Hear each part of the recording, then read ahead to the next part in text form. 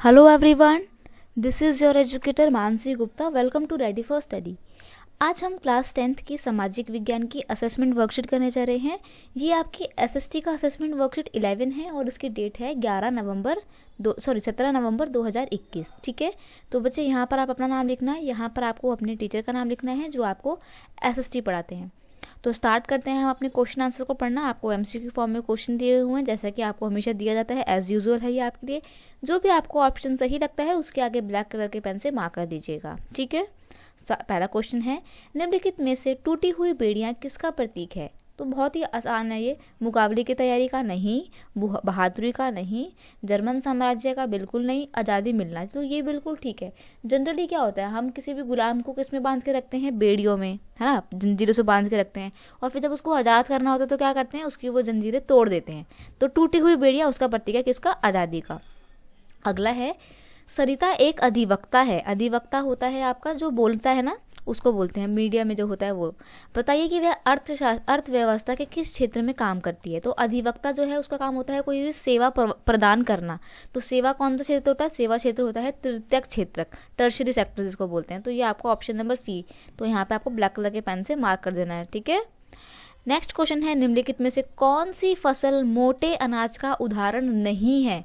तो देखो, मोटे अनाज का उदाहरण नहीं है, कौन नहीं है? गेहूं नहीं है। गेहूं महंगा होता है ना, तो ये मोटे अनाज का उदाहरण नहीं है। ठीक है, चलिए नेक्स्ट क्वेश्चन है आपका, निम्नलिखित में से कौन सा देश साथ आकर संघ बनाने का उदाहरण है? Bharat, Belgium, Australia, Spain. तो देखिए, आपका यूएसए, स्विट्जरलैंड और ऑस्ट्रेलिया जो है वो संघ बनाने का उदाहरण है। ऑप्शन नंबर सी पे टिक करना है। अब मैं आपको बता देती हूँ कि संघ बनाने का क्या मतलब है।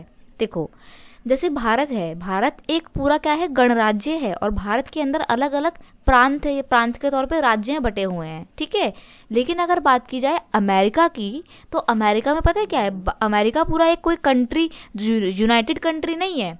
ठीक है, अमेरिका में क्या है ना कि अलग अलग स्टेट्स जो हैं वो कंट्री के अंदर आते हैं।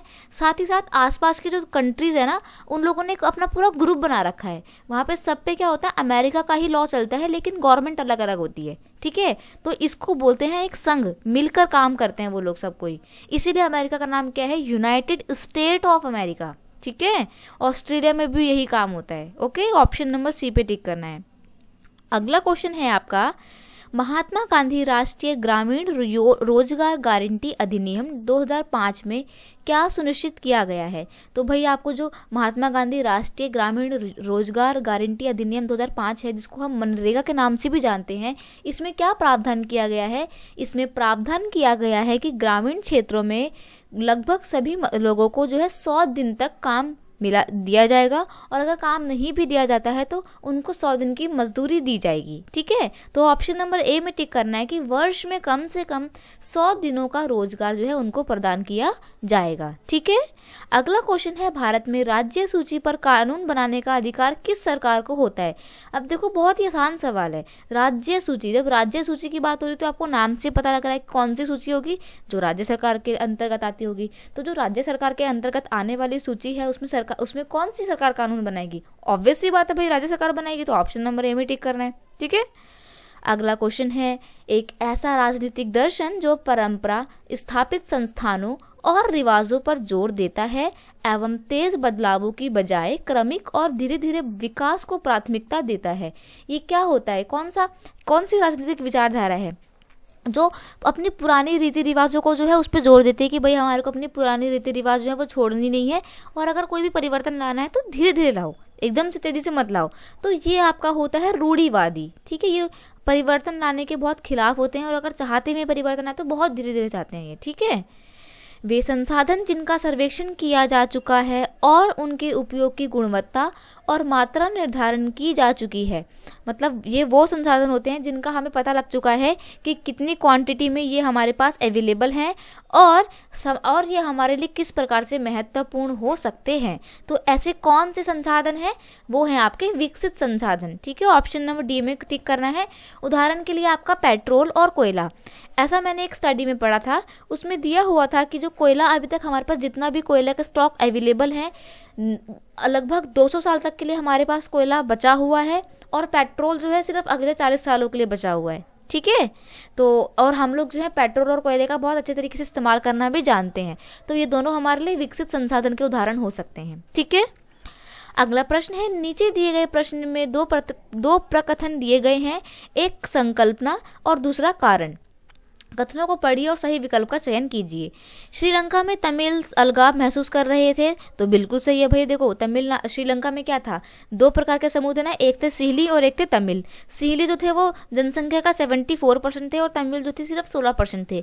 तो क्या होता था ना, सिहली लोग जो है अपने हर जगह अपने अपने चलाते थे कि भाई हम ज़्यादा हैं तो हमारे को ज़्यादा फैसिलिटी मिलनी चाहिए। तो श्रीलंका के जो तमिल लोग थे वो अपने लिए अलगाव महसूस कर रहे थे। ठीक है, श्रीलंका में सिहली भाषा के लोगों को सरकारी नौकरियों में प्राथमिकता दी गई थी, तो ये भी बिल्कुल ठीक है। अब देखो दोनों एक दूसरे से इंटर रिलेटेड हैं। क्यों? क्योंकि उनको सरकारी नौकरी में प्राथमिकता दी गई थी, तभी तो तमिल लोग अलगाव महसूस कर रहे थे, है ना। तो कथन और कारण दोनों सही है, और कारण कथन की सही व्याख्या करता है, तो आपको ऑप्शन नंबर ए पे टिक करना है। ठीक है, अगला क्वेश्चन है आपका सार्वजनिक क्षेत्र सही की आपको पहचान करनी है कि कौन सा सही है। ठीक है, तो सार्वजनिक क्षेत्र अमेज़न, बिल्कुल गलत है ये। क्यों? क्योंकि अमेज़न तो किसी प्राइवेट बंदे का है ना, जेफ बेजोस, है ना। ये आपके वर्ल्ड के सबसे अमीर इंसान है फोर्ब्स की रिपोर्ट के अकॉर्डिंग। ठीक है, सार्वजनिक क्षेत्र टाटा पावर, बिल्कुल गलत, क्योंकि जो रतन टाटा जी हैं इनकी जो कंपनी है वो एक प्राइवेट कंपनी है। ठीक है, सार्वजनिक क्षेत्र में रिलायंस जियो आता है नहीं, क्योंकि ये मुकेश अंबानी की प्राइवेट कंपनी है। सार्वजनिक क्षेत्र में आपका पेट्रोल आता है, भारत पेट्रोलियम आता है, तो ऑप्शन नंबर डी में टिक करना है।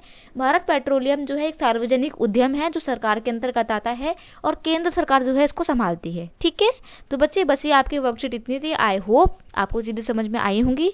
वीडियो अच्छा लगता है तो उसे शेयर कीजिए, और अगर चैनल पर नए हो तो सब्सक्राइब करना। मिलते हैं नेक्स्ट वीडियो में, तब तक के लिए thank you so much, bye bye.